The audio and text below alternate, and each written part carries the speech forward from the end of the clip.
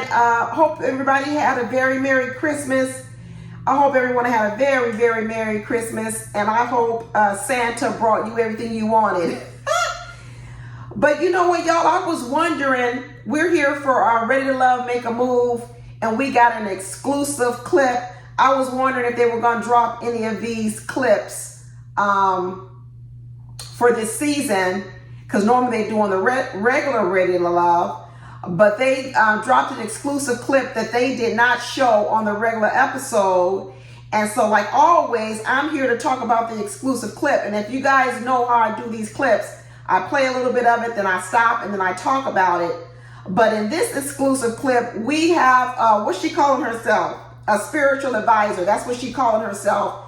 She's calling herself a spiritual advisor. So we're going to go ahead and listen to it, and we're going to figure out if we like her advice.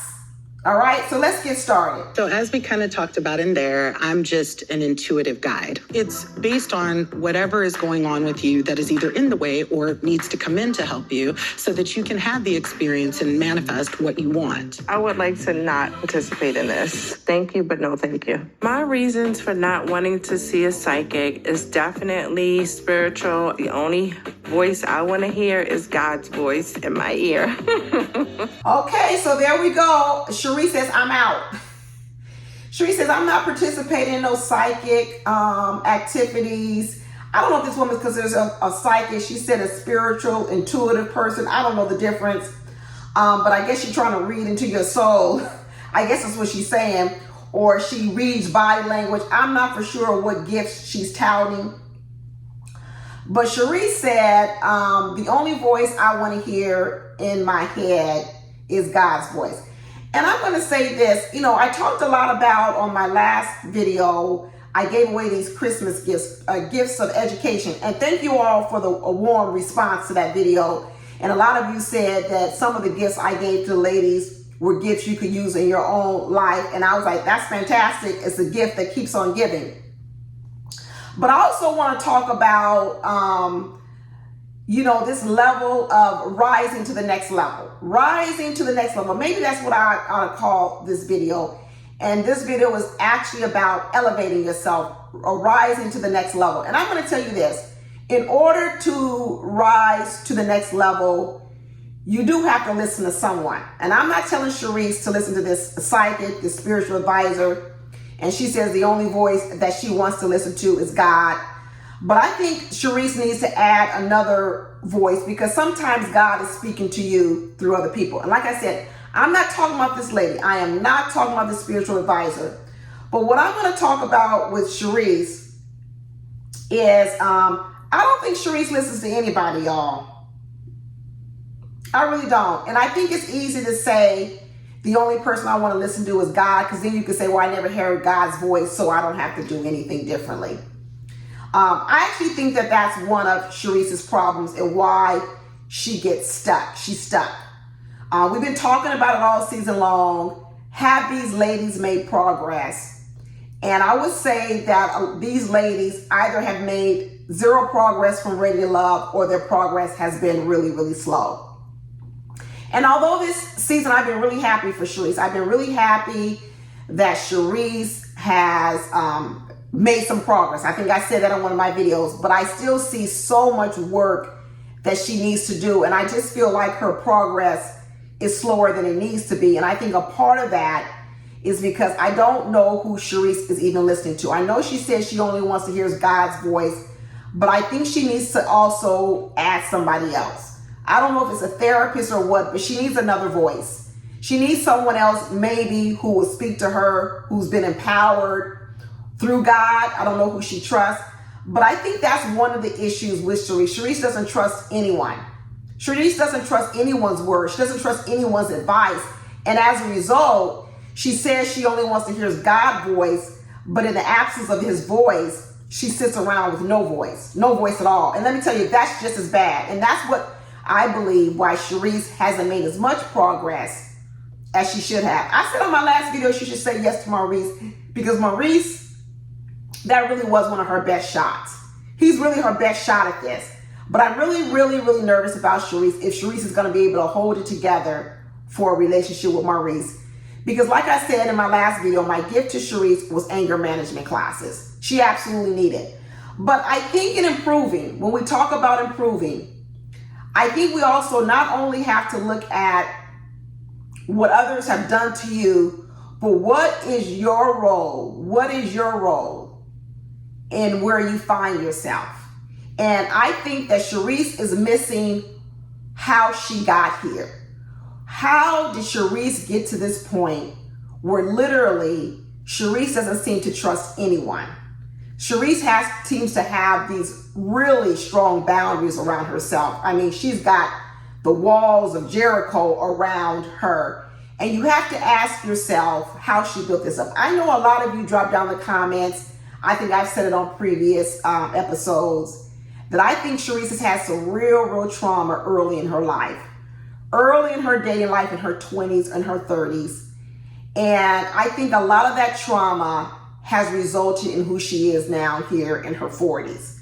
And when I say trauma, I mean that I think early in Sharice's life, she didn't choose people in her life wisely. I don't think she chose men nor women. And I think that she didn't judge the men, she didn't judge the women by the right qualities, right? I think she allowed people in her life that were not good for her. I think she allowed a lot of people in her life who maybe misused and abused her. And then what happened is she's gotten so tired of being misused and abused, her new method is to build up really strong walls around herself to protect herself. One of the things which I'm going to get into it about Zadia, one of the reasons I think Sharice and Zadia have a really big problem with each other is because they both trigger each other. I think Sharice is a person with really strong boundaries, as we can see here with the young lady, the spiritual advisor. She says, nope, you're crossing my boundary, I'm out. I think Sharice has had very strong boundaries. And I think Zadia, on the other hand, which I'll talk about when I get to Zadia, is Zadia actually pushes past people's boundaries. She actually doesn't respect people's boundaries. You've seen that in several relationships which she had. When she was up in Dante's face, that's a disrespect for someone's personal boundary space. She was very comfortable getting in his personal boundary space. I think she doesn't respect the boundaries of Cam. Cam has told her, I'm not going to move. I'm not going to DC. And what Zadia keeps doing is she keeps trying to push past his boundary. She forces her way in on the boundary. And then I think with Sharice is a person with a lot of boundaries from past trauma. And you often see that Zadia will push up on Sharice's boundaries. Zadia will get in Sharice's space. Well, ordinarily, maybe that's not a big deal for some people, but Zadia will engage with Sharice in a level that even I know is pushing past Sharice's boundaries. But Zadia is comfortable trying to push through people's boundaries. Like I said, I'm going to talk about Zadia coming up when we see her little part with the intuitive person. But right now I'm talking about Sharice. And we see where Sharice is now. We see that Sharice is here with these boundaries, very strong boundaries. We see it not only with men, we see it with women. And when anyone pushes up on those boundaries or crosses them or gets too close to them, Sharice almost has this guard dog at the fence, and she barks at them, and if you get too close, she bites at them. Now, Sharice wasn't born this way. I'm quite sure she wasn't born this way. So what I would want for Sharice, right, so she's not going to listen to this spiritual advisor, which is fine, and she says she's only wants to hear God's voice, is I want her to go and find someone else also, who maybe she trusts them to be a sign from God, speaking through her to God that can help her. And what I want for Sharice is for her to see her part in it. Because right now I feel like Sharice doesn't feel like she has control. When I saw Sharice crying with Maurice, I saw a woman who was so afraid to trust herself, afraid to get hurt, afraid that she would make the wrong decision again. She would trust someone who didn't deserve her trust. And I think therein is the problem. I think earlier on, Sharice trusted people she should have never given her trust to. Okay? She should have never given her trust to. whether it be men or whether it be women. And then as time went on, because she didn't vet those people early on, those people did betray her. And then as a result, now she's created this new persona where I've got to have boundaries and walls. What Sharice didn't do was Sharice actually didn't protect herself early in her life. She actually allowed people to come into her life she shouldn't have. Now, this is where I want to get to where the responsibility is on Sharice. Because it's real easy to always say I'm the victim. I was abused. People lie to me. They cheat on me. And it happens to all of us. But when you find people who've had an enormous amount of it in their life, right? You also have to say, wow, how is it that some people tend to attract more of that in their life or allow it in their life? And then after a period of time, it's happened to them so much that now they don't trust anyone. They don't let anyone in. They have big walls. And I think that's Sharice. And I'm going to take a stab at what I think it's from. I think early in Sharice's life, she allowed people in her life because she wanted something from them. I think Sharice early in her life wanted the high life. I think she wanted the rich man. I think she wanted the fabulous life. And when she met these men in her life, as a young woman who was probably beautiful and gorgeous, had everything going on, I think she compromised herself. I think she knew that these people were not trustworthy in her gut. Football players, athletes, she's probably saw things. But what she did was she overlooked those things because she wanted something from that person. She wanted what that person had to offer. She wanted the high life. She wanted the VIP booth. She wanted the money. She wanted this. And what it did was it made her compromise on the moral standards of that person because she was lured by the other parts. It could be good looks. It could be muscles. It could be money, and it could be fame. A lot of people overlook negative qualities of a person because there's something else that they want from that person. This is how you get in these situations where people are in relationships and they are really abused. And sometimes they need to get in touch with what made you still go through with that relationship, even though it was damaging to you. And people have to be honest with themselves. Sometimes accountability will never be public. Public accountability is hard for a lot of people. But if you really want to make progress, you have to learn private accountability. Private accountability. And what Sharice has to take accountability for is that I'm just going to talk about, I'm not talking about any forced type of abuse on her. I'm going to talk about relationships in which you willingly went in. Anyone willingly going into a relationship, you've got to take private accountability and say, I was not forced in that relationship, but there was something about me that made me still go forward with the relationship, although there were many damaging parts of the relationship. And the private accountability is you really getting in touch with what was your lure. What was your lure? A lot of people like to tell stories that I was only doing it because I just like to give. And I went in giving to a person and the next thing you know, I was hurt. No. If you really want to make progress and you want to stop choosing the wrong person, you've got to ask yourself, why did I allow that person in my life? And I'm going to say with Sharice that I think her lure was looks and money. And as a result, that's what she wanted so badly, she overlooked all these things. So now here she is in 40-something. And instead of her saying, I need a different criteria for choosing people, because that's really where the healing is. That's really where the change is. The change isn't let me build up walls and keep everybody else out.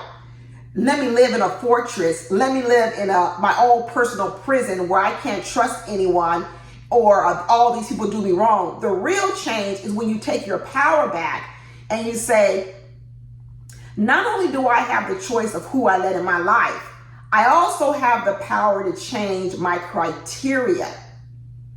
And I also have to learn the way I judge or people. And I would say that even watching Sharice on this Make a Move and Ready to Love, she still chooses men on superficial issues. She still does.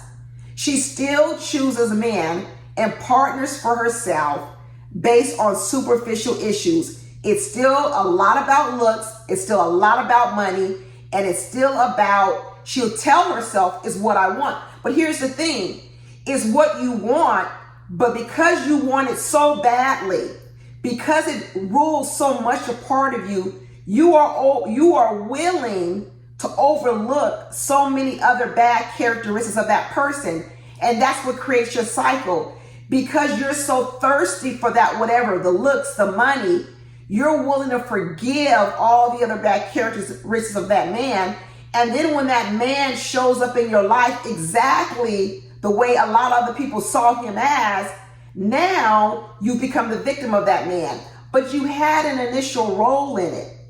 Sharice's real healing and growth is going to become changing what she uses to judge a man and what she uses to judge whether or not this man is worthy of her.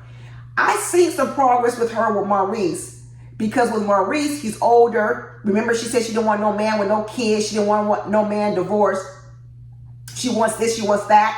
I've seen her starting to overlook some of those things with Maurice and focusing on the part that the daughter said about him, that the cousin said about him, that he's a good person, that he's a giver.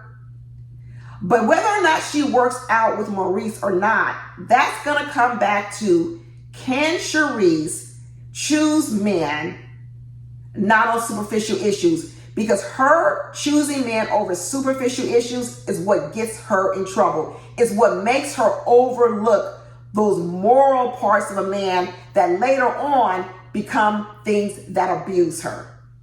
When you get abused over and over again, then what happens is you start not trusting people. You start not, and then when they abuse you, that also becomes your ground for saying, see, this is why I don't trust people, because they abused me in the beginning. It's just a cycle. It's a cycle. It's a cycle. And you have to be, Sharice has to be the one that stops it. She's got to be the one that stops it. And the solution to stopping it isn't these real tight boundaries that she has. Like I said, this is not about this psychic lady, intuitive lady. But I see these boundaries with Sharice with everyone. It's just not with this psychic lady. She applies them to everyone. And now we hear her say, well, I don't want to listen to anybody but God. Girl, you need to start listening to someone, because you can't always just listen to your programming, because a lot of your programming is also what aids you in getting in these positions. She's going to have to trust someone. She can't keep walking around saying she can't trust anyone. Yes, you need to trust God, but you also got to have someone here on earth that you can trust. And this wall that she puts up saying, well, I'm not going to trust anyone but God, is also not allowing her to heal and move forward. She's got to admit to herself privately. When I talk about private accountability, she's got to admit some things to herself. That a lot of these people that have come into her life earlier on, they were given an opportunity to abuse her trust, because she wanted something from them. And she was willing to overlook things. That's what she needs to get in touch with. That's the private accountability she needs to confess. That, you know what, a lot of the abuse that happened to me, a lot of things happening was because I was willing to lower my standards because I wanted something from that person. And it wasn't just love that she was looking for. She was looking for material things. Let's be real. She was looking for material things to satisfy fleshly desires. She was attempting to satisfy fleshly desires. She overlooked things, and then she got burned by that. And that's the private accountability she has to take, because in taking that private accountability, now she can check herself. She can say, you know what, am I choosing him because of materialistic things, because I want that from him? Or am I choosing him because he's a good person?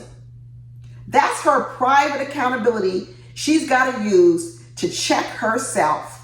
You don't always need other people to check you all the time. Sometimes you got to learn to check yourself. But let's keep going. Let's go on and hear how this intuitive person entreats the next lady. We'll start over here. I would like you to pay attention to how you feel when you're connecting with others. How do you feel when you walk away? When you see things for what they are, just call it so you don't waste time. Amen. I had to unlearn a lot of things. My mom was very much what I say goes. Sometimes I didn't feel seen or heard. You also need to require that in love. It's being heard, being seen, and that will lead to the longevity of what you're looking for when it comes to relationships. Okay, well, that was interesting. That was very interesting. But I'm going to disagree with this intuitive person. And this is where I'm going to disagree with her. Because I think what this young lady is doing, the intuitive lady, whatever it is, she's seeing where these ladies are. She's seeing where they are. But I think she's misleading them in what they need to do to move out of this space. And that's why I don't think that was helpful what she told Verneashia. I think she told Verneashia, you need to move quickly when you see signs, move away, all these different kind of things. And what she's not really getting to with Verneashia is how she got here, right? Because when you figure out how you got here, you start getting closer to the point where you take that personal responsibility of getting yourself there. Because in the end, you have to have control over yourself. You just can't say everybody has so much control over you and you're at the mercy of everyone. And one of the things that Verneashia mentioned in this episode, which I think hit the nail on the head, is what Verneashia said about her mother. We all know a lot of our traumas go back to our mothers and our childhood. So this is nothing new. This is no poking on Verneashia and her mother, because a lot of our traumas in our life go back to our childhood, whether that be with our mothers or with our fathers. And what Verneashia said was that with her mother, she didn't feel heard or seen. And what I've always said about Verneashia so far this season is Verneashia needs a lot of attention. Is a lot of attention. And I keep saying that this way that Verneashia dresses is not just about fashion. It's about being seen. It's about being seen, noticing her, seeing her, okay? When she's dressing like this is to call attention unto herself. This is so that if she walks into a room and there are 50 women, there are going to be some eyes on her. She talks about not being seen, not being heard growing up, not having a voice. We often talk about Verneashia doesn't even have no conversation. You could see how that type of a beginning in Verneashia's life could make her get to this point where she may not say much because she's so used to not being able to speak. Maybe that was part of her childhood. But the way she says you're going to see me is through the way I dress. I may not speak up. You may not see me. You may not hear me, but you're going to see me in this outfit. You're going to see me in this outfit. This outfit's going to do the talking. I said in my last video that Verneashia lets her body do all her talking. That's what I said. And so you have Verneashia sitting here admitting that growing up, she did not feel seen nor heard.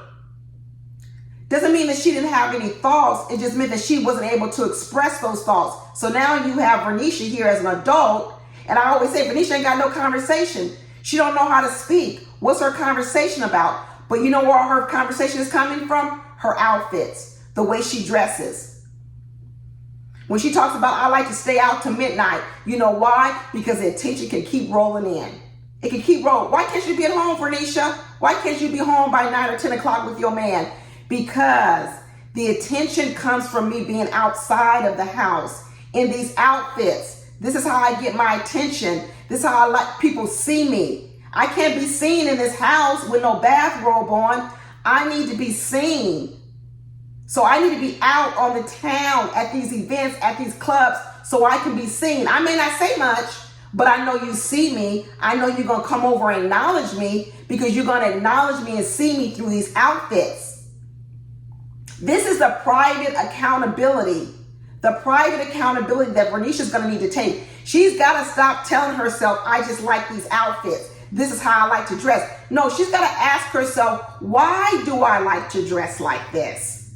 What reward am I getting from it? I tell you, when you are stuck in a pattern, whether it's a good pattern or a negative pattern, you've got to take private accountability and figure out what your reward is. You may describe it as being negative, but there is another reward to it. Verneashia's not, no way Verneashia can tell me the way she dresses is just for fashion. Absolutely not. It is a way to be seen. Just like she said, growing up, she didn't like to be seen. She wasn't seen or heard. And if we remember another story Verneashia told, she said that she had a lot of problems with women growing up. She got into a lot of fights with girls growing up. More than likely, it probably centered around men. More than likely, it's centered around men, fighting over men. Whether or not men liked Verneashia and the other girlfriends got jealous, or whether Verneashia was trying to steal other people's boyfriends, I don't know. But Verneashia has admitted she got into a lot of fights with men, with women and people. And she said what her mother told her was, don't worry about it, people are just jealous. There you go, another lie that gets told to you.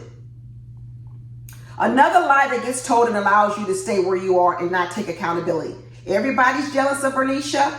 All these people out in the world, all the women is jealousy. Do we know that jealousy exists? Yes, we do know that it exists. But when you tell yourself over and over again, oh, you just jealous, oh, you just jealous, that means you never have to do anything differently. You never have to take any personal accountability how you created a situation or helped create a situation, because what you can say is, oh, you just jealous of me. And I can then blow off everything that you say. And because there's no personal accountability, you never grow. Like I said, sometimes public accountability is hard. Sometimes it's hard to admit it to the world, to other people. But what all these ladies need to go, if they really want to grow, forget about making a move to New Orleans. If they really want to grow, they've got to sit with themselves and have some honesty about themselves and about their motivations. And when you talk about a woman like Verneashia who wants to be seen, that then in turn, when she's addicted to that, that creates the type of man that she chooses. She chooses men who validate that part of her of being seen. She chooses men who constantly feed her that sexual energy. Constantly, because she's addicted to it. That's her way of being seen.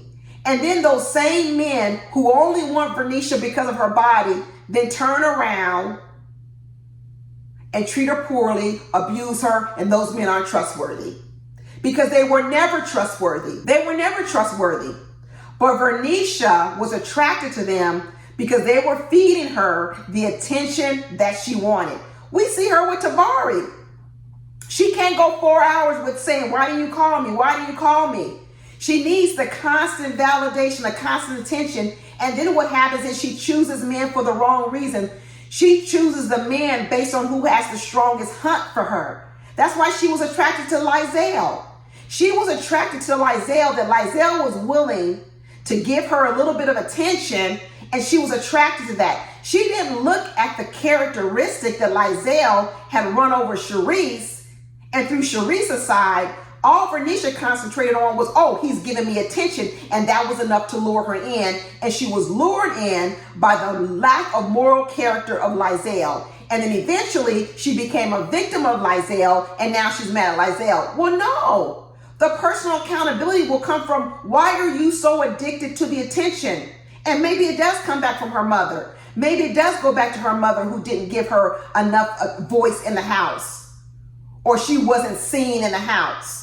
And now as this adult, she's decided she's gonna be seen by the way that she dresses, and then she's gonna attract men like that. And then when those men dog her out, then she's gonna say that she's the victim of those men. She is a victim of them, but she's got to understand how she plays a role in this, how she can stop some of this. I'll say this about Verneashia.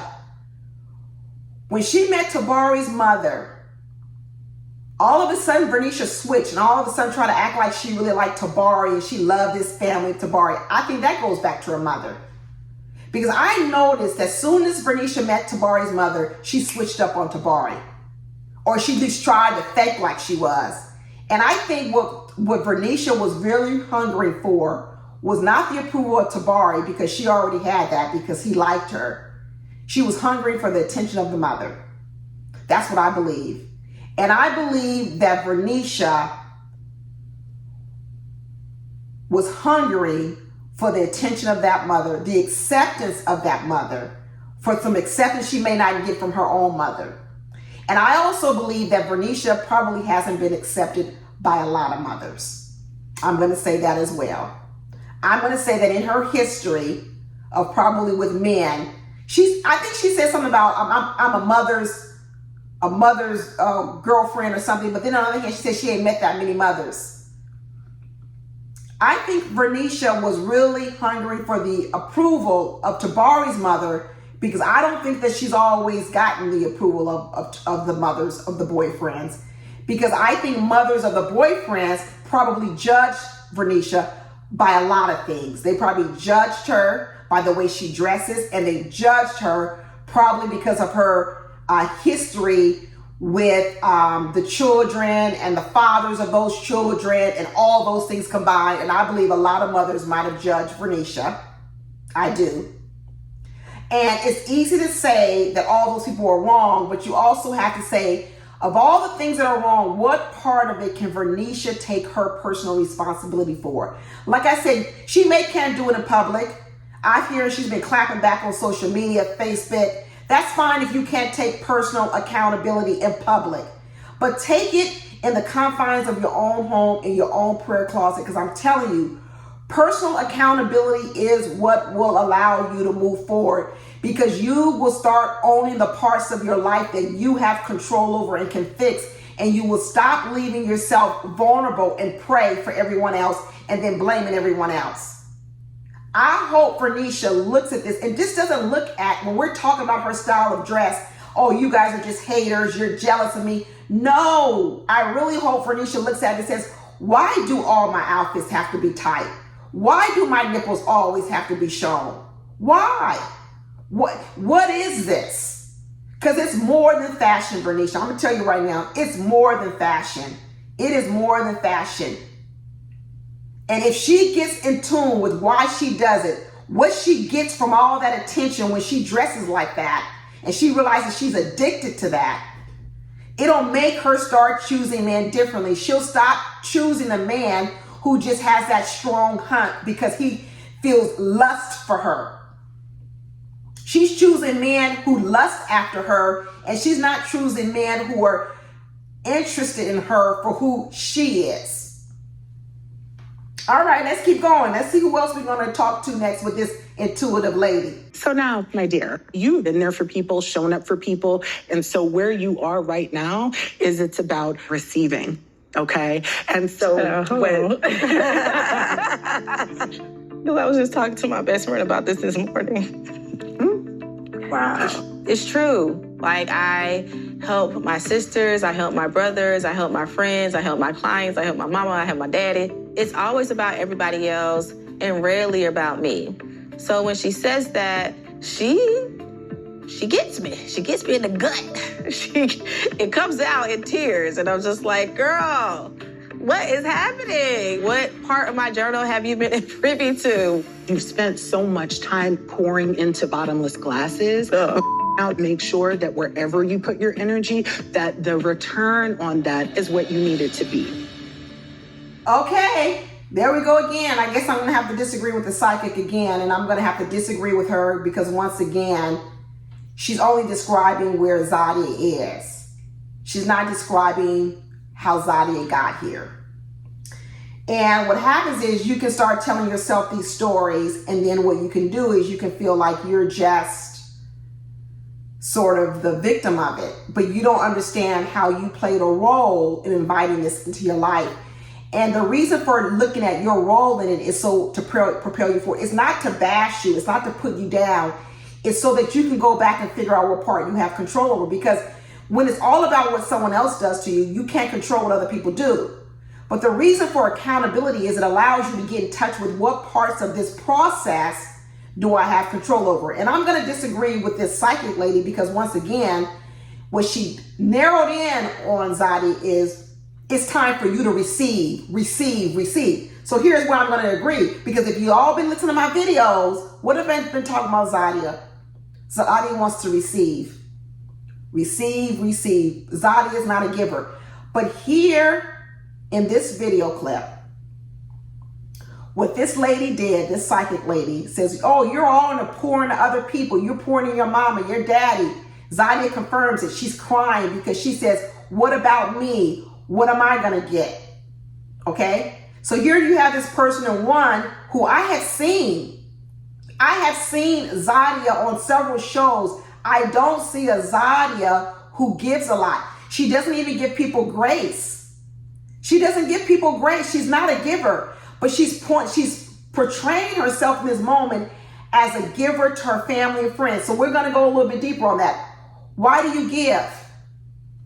See, I keep telling people that you can't stop at giving. You got to ask yourself, why do you give? And what I think about Zadia is Zadia gives to people to control them.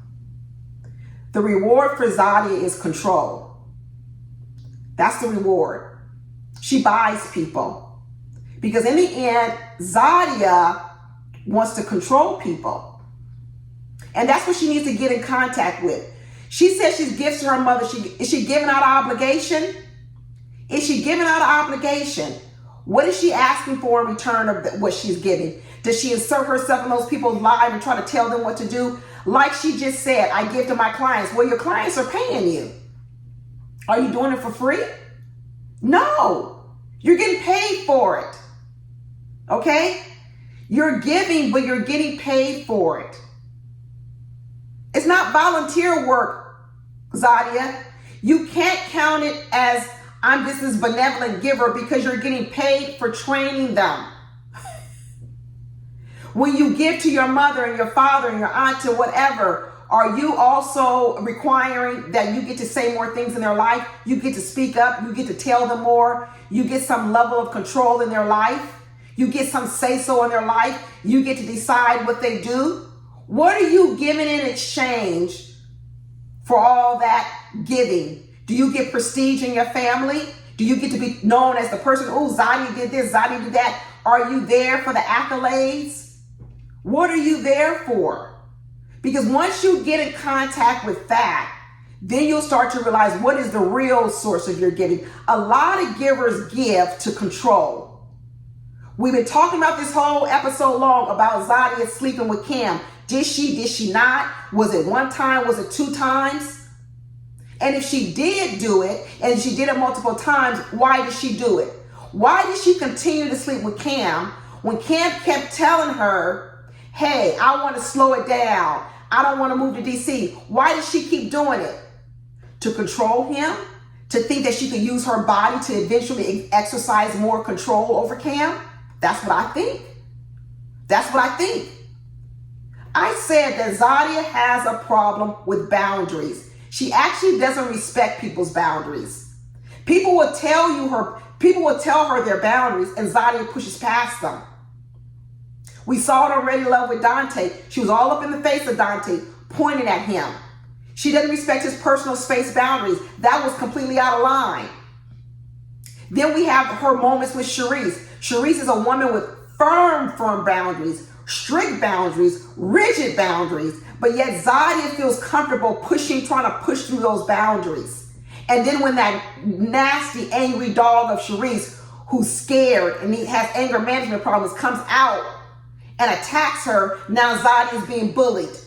But it was Zadia who's willing to push up against that fence.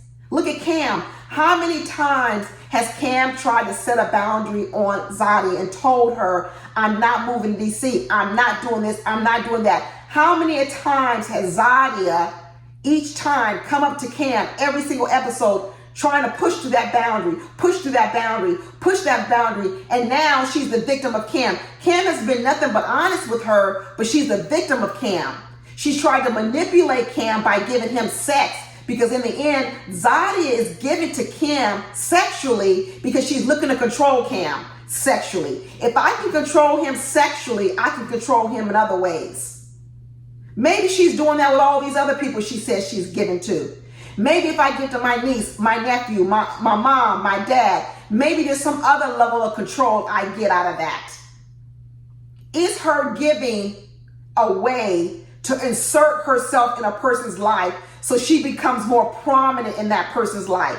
She gives to that person so that she can also go and extract something for that person. That's what she needs to get in touch with. Because telling herself this story, oh, I'm empty, I don't get anything from anybody, all I am is a giver, that's not the whole story. That is not the whole story. And she needs to stop telling herself that story, because then what's going to happen is she's going to be the person that keeps thinking that she's just this benevolent person and she's doing all these things strictly for the person.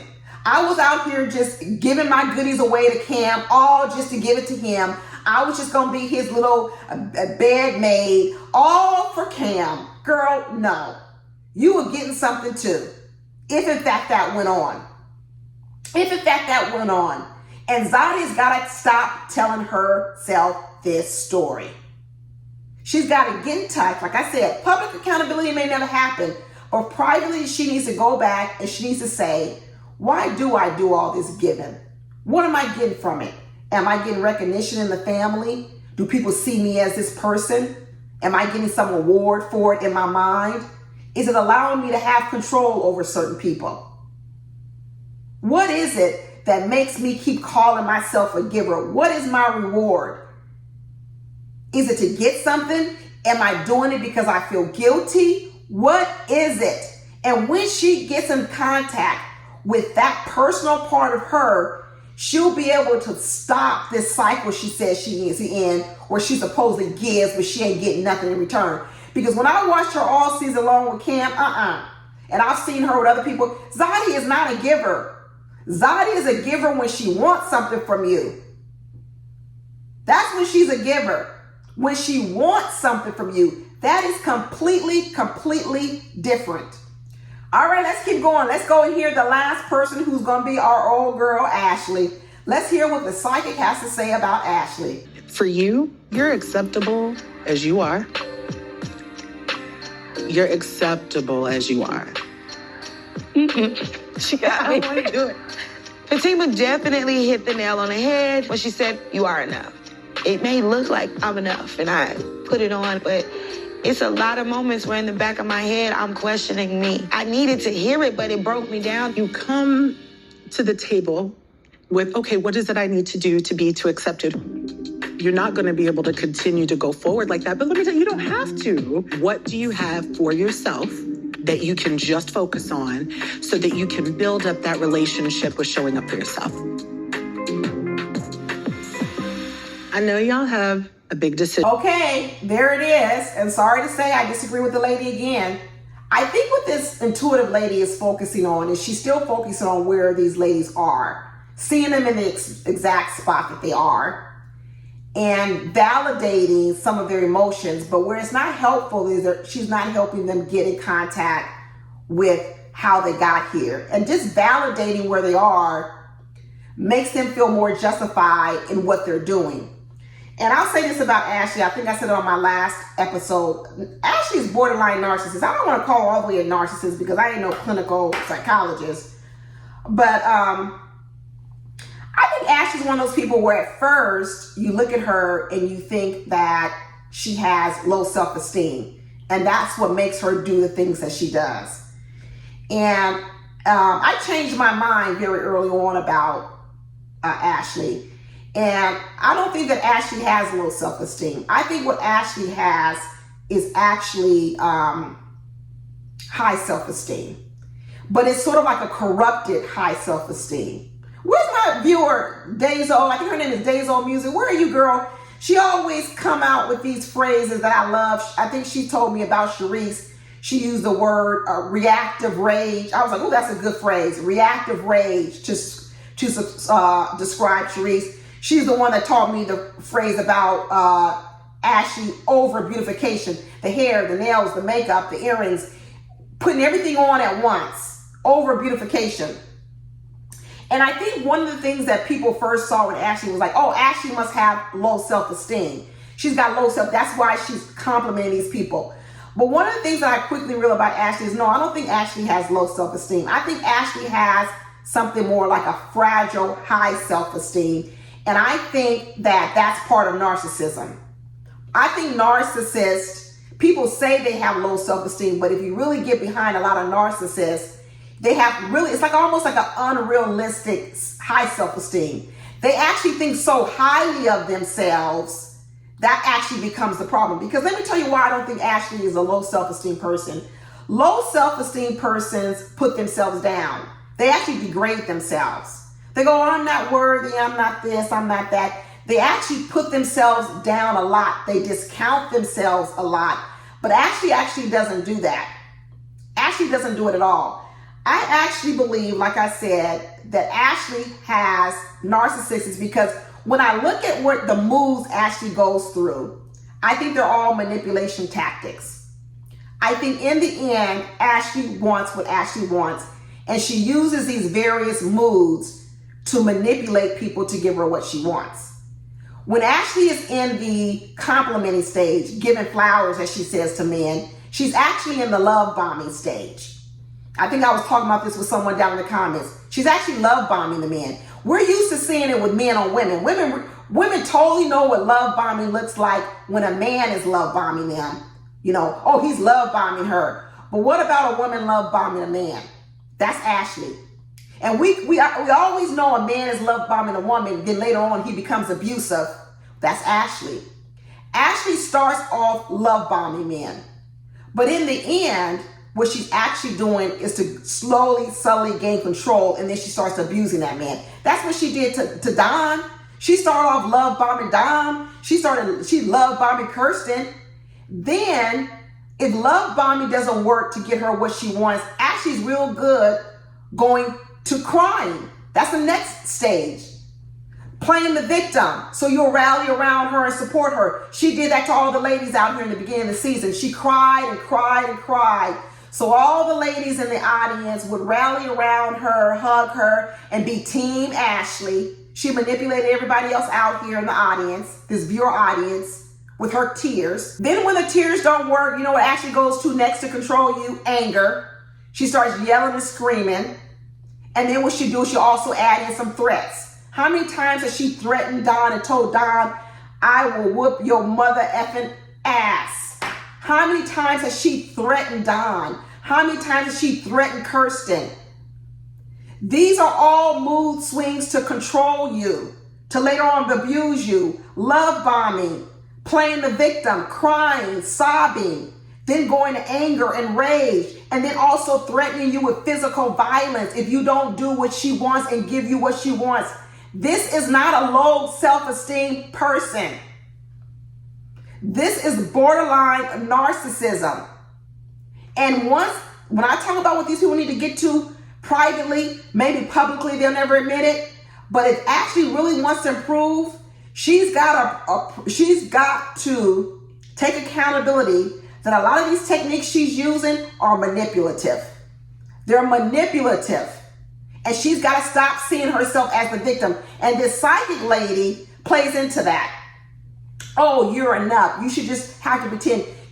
That psychic lady is playing into the narrative that Ashlee has low self-esteem. And I don't think that Ashlee has low self-esteem. I think Ashlee has an unhealthy, high self-esteem because she has sat in our face plenty of times and told us that she's going to do what she wants to do no matter what you think. Ashlee knows how to stand up for people. She knows how to stand up to people. She does it all the time.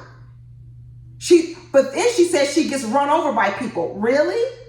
No. Ashlee is doing the running over of people. Because what is her real motivation? And like I said, public accountability may never happen. But if Ashlee really wants to get better, she's going to have to go to her own prayer closet, to her own closet, to wherever she goes, and admit that she uses a lot of manipulation tactics to control people. And I'm going to say this, in the last episode, I think I started talking about conquering your fears on dates, make yourself dateable. I don't even think Ashlee was even scared in those moments. I'm going to go further. I don't think there was any real fear on that bike. And I don't think there was any real fear on that zip lining. I think what Ashlee does is that Ashlee creates moments to gather more attention. All that screaming and yelling when she was on that bike with that date, maybe the first episode, all that screaming and yelling she was doing on that zip line, and in the end, I gave her credit for doing it. I did. But as I look back on it, I said, wow, that was another manipulation tactic. Let me pretend like I'm really, really scared. Let me yell and scream, because what that does to you is you're still the victim. I'm the scared lady who's scared to ride the bike, scared to zip line. And now I can be looked like the person that overcame my fears. No, she was never that scared. She was never that scared of those two things. She was never that scared of riding that bike, and she was never that scared of zip lining. Did she could have had some anxiety over it? Yeah, she could have. But that was all a ruse too. And that's what I mean. When you're so entrenched in creating moments to give you more attention, very few of your moments are authentic. Even in those moments on those days, acting like she was scared, that was an inauthentic moment. That was another moment so Ashlee could have more attention on her fear. Ashlee's got to go and get some work and get in touch with what are the things about herself that keeps this narrative going.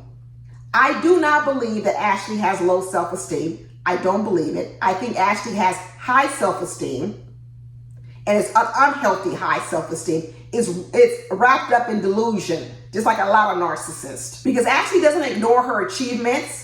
She doesn't put herself down. She doesn't do any of those things that you would normally see from a low self-esteem person.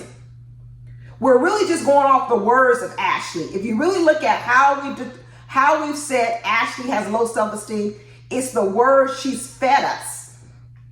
But she doesn't put herself down. She's very easy. She boasts about her accomplishments and what she has to offer. She speaks up all the time. So why have we believed she has low self-esteem? Because she's told us, and then what we see her love bombing people, and that makes us think that. But if you think about it in a different kind of way, you realize, oh no, this is more like an unhealthy high self-esteem. Because then it turns to rage, then it turns to anger, then she turns to threatening people. Then she turns to threatening physical violence on people. Nah. If she wants to improve, she better get in touch with what's going on with her on the inside that is keeping her in this cycle, and she's keep telling herself. So you know what? Out of all these ladies, I really don't approve. I don't approve and agree with this psychic lady at all. I actually don't think this lady helped them. I think she made things worse. Because what she did was she validated these mindsets that these women have and allows them to stay stuck. She validated their stuck mindsets. Okay? When you want to help a person, you do have to validate where they are. You do. You say, you have to say, I understand the way that you're feeling. But if you really want to help them, you have to help them push past these mindsets that are these broken records playing in their head. You got to validate and say, I hear your broken record. I see how you're here, but we need to push past this broken record and reprogram your mind. And this lady did not help reprogram their mind to start thinking differently. All she did was replay the record in their head again. And then they sit around and go, oh my God, yeah, this sounds familiar. Yeah, it does sound familiar because it's the same old broken record you've been playing in your mind. It's not helpful. It's not helpful to keep playing the same old broken record in people's minds when that record is what's keeping them stuck. She sat here and validated all these women where they are, but nothing she said helped propel them forward. All it did was keep them thinking, oh, it's other people. I need to defend myself against other people. Ashlee's got to defend herself against other people. Zadia's got to defend herself. Verneashia's got to defend herself. What about their own personal accountability and their change? That's what's needed. And like I said, it may never happen publicly, but these women need to do it privately. Privately, they need to talk to themselves in their conversation with whomever, God, someone, and say, I can't just think I'm going to change my life by changing things people say to me or do to me. I've got to change myself by what I do to myself, the messages I send to myself. That's when you're going to get the real change. Change from the inside out, not from the outside people in. Anyway, that's it, y'all. Let me know what you think down in the comments, and I'll talk to y'all later. Bye.